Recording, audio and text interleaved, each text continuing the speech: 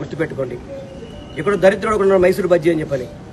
వాడు చెప్తున్నాడు ఇంటింటికి పెన్షన్ ఎలా ఇస్తారా నీకు దద్దమ్మ? నీకు 60 లక్షల మందికి ఏ విధంగా ఇంటికి వెళ్ళగలుగుతారా వాలంటీర్ లేకపోతే? బుద్ధి జ్ఞానం ఉందరా? తాగిన మైకం దిగదు నీకు. తాగిన మత్తులో మాడుతాను ఇష్టం వచ్చినట్టు. తాగుబోతుగాడికి ఏ విధంగా పెన్షన్ పంచి పెడతా చెప్పరా నువ్వు? ఒక పక్కేమో పెన్షన్లు ఆపని చెప్పి మీరేమో లెటర్లు ఇస్తారా? మళ్ళీ పెన్షన్లు పంచిపెట్టమని నాటకాలు ఆడతారు నువ్వు. తాగుబోతు దద్దమ్మ. ఇటువంటి దద్దమ్మలకి ఓటే బాకండమ్మా. ఇటువంటి దద్దమ్మల వల్ల పేదలందరికీ కూడా అన్యాయం జరుగుతుంది.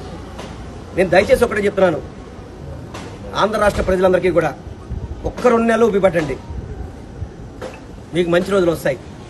ఇటువంటి దద్దమ్మల్ని, యదవల్ని, దుర్మార్గుల్ని ఏర్పారేద్దాం. హైదరాబాద్లో పడేది వీళ్ళందరినీ కూడా.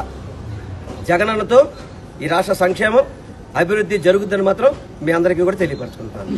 రాజకీయ లబ్ధి కోసమే పెన్షన్ల విషయంలో వైసీపీ